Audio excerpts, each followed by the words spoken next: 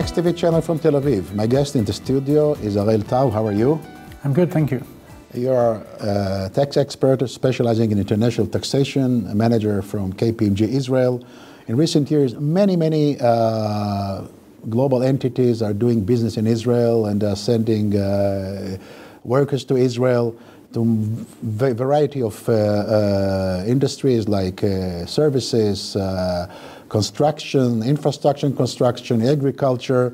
How does the Israeli taxation systems looks at these employees? Yeah, so yes, Alicia, first of all, I agree with you. In recent years, we see more and more foreign companies and multinationals entering into the Israeli market and accordingly bringing in their teams from abroad.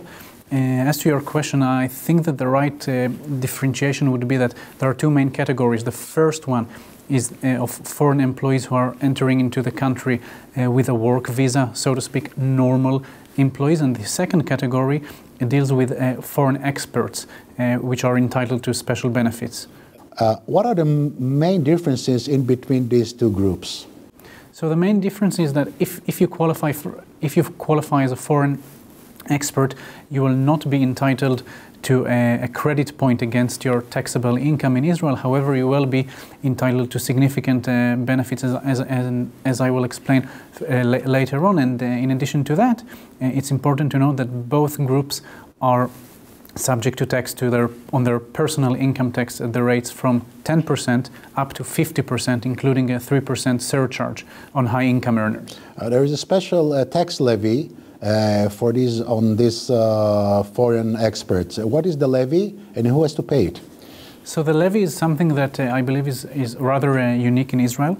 The logic behind it is that the Israeli legislator wanted to encourage Israeli companies to hire local individuals in specific areas such as construction, agriculture, and so on and so forth, and therefore they imposed this levy which prevents the Israeli companies from or provides for an additional burden on these Israeli companies with respect to foreign individuals. Now, the general default rate is 20%, 20, and there are specific reduced rates based on the specific industry. For example, in the construction industry, which we see many foreign employees coming into the country for that purpose, the levy at the moment is 15%, 15.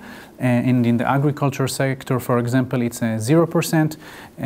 It's also important to point out that there were very recent Supreme Court cases which dealt with these issues, and they stipulated that the levy is indeed in place and everyone is subject to that. This levy will apply for any salary? So that's a fair question. So there is an exception to the levy. If you earn twice the salary, the average salary in Israel, which is the equivalent of approximately 20,000 Israeli shekels, or approximately $6,000 per month, then you will be exempt. The levy will not be imposed on that salary. And in addition to that, it's important to note that the levy is not imposed on the individual himself, but on the companies. Are benefit in a kind for the employee are taxable in Israel? So in general, in Israel also the base salary plus the benefit in kinds are taxable, and they will be considered as part of the taxable income. If, for example, an employee arrives into the country and he has his own car for his own personal use 24 hours, then for the sake of the example, that benefit will be subject to tax in Israel. If you give, say, housing to the employee, this is also benefit in a kind, the taxable benefit in a kind? So here it becomes more complicated, but if, let's say, for the sake of the example, it's a house that is paid from the company to the benefit of that individual, then yes, that would be benefit in kind and would be subject to tax. Well, assuming a foreign employee, for expats coming for 2 months, and he's getting paid in his motherland, and he came to install some equipment which was imported into Israel, and he's paid in, let's say, in Germany. Is this income for the 2 months he's spending in Israel, is it taxable? So then there are a number of questions. I mean, firstly, a question arises if that foreign entity has a permanent establishment in Israel or not, and if that individual arrives from a reciprocating country, in other words, from a tax treaty country. If, for example, someone comes from Cyprus or from Australia, then they will be subject to tax from day one. If, however, they come from a treaty country, e.g. Germany, then with that amount of time spent in Israel, they will not be subject to tax on their personal income under the assumption that an Israeli company is not paying their salary and that there is no permanent establishment that is bearing the cost of their salary. Assuming he's staying in Israel, let's say 7 months, over 183 days, in this case, is his income paid in Israel or outside of Israel is taxable in Israel? So then the law is very clear, and that individual will be subject to tax in Israel from day one. And in addition to that, I think that at a corporate level, that company who sent the individual into the country should pay careful attention to permanent establishment considerations. Is the taxation in Israel calculated on monthly or on annual basis? So broadly speaking, the taxation will be based on an annual basis, and therefore if, for example, someone is coming to the country for 7 months, so he can benefit from the tax brackets provided on an annual basis, so that can reduce his income. Yes, in our office, when we calculate such salaries, payroll stubs for foreign expats, there's a question they have to fill in: did I have any income in Israel prior to arriving during the year? How does the employee pay the tax in Israel? This foreign expat. So if it's a foreign expert who is coming into the country and the corporate who is paying the salary, is not registered in Israel, then there is definitely an issue. And according to the strict wording of the law, the foreign entity, the foreign corporation, has a liability to deduct tax at source. So that can result in compliance issues for the foreign corporation. You mentioned in the beginning that there are special tax benefits for foreign experts. What are the special benefits? Yeah, so firstly, in order to qualify as a foreign expert, you must have a foreign expert visa. You must be invited into the country by an Israeli employer. You must work legally in Israel in your specific field of expertise, and you must earn more than approximately 13,000 shekels per month.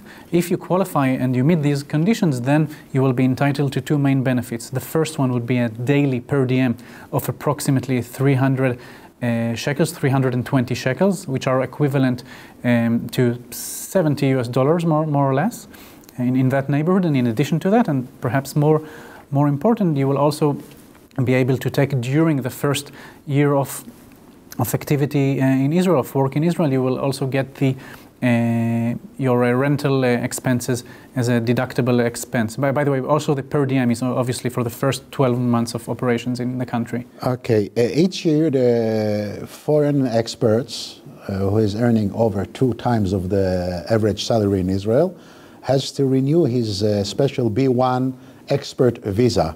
And he should apply to the immigration. Yes. And ask, how much did you earn? Based on our experience, I don't know yet what goes into when calculating the double of the average salary. What goes in, what doesn't go in? Yeah, so there is a bit of ambiguity about this issue, and it's not a clear cut. And I think that from our practical experience, this is something that should be dealt with in front of the population authority on a case-by-case basis to see their approach and to ensure that the company is compliant with the relevant approach. We focused today on taxation issues, but there is also some other points like national social security. It depends on whether or not Israel has a treaty with the other country. For example, with the United States, we do not have a social security agreement. And also there are some other matters like labor law and some deposit we have to put on some employees which they can collect when they leave the country. Thank you so much, Harel Tau. Thank you for inviting me. And for all of our viewers, never forget, you should always consult first.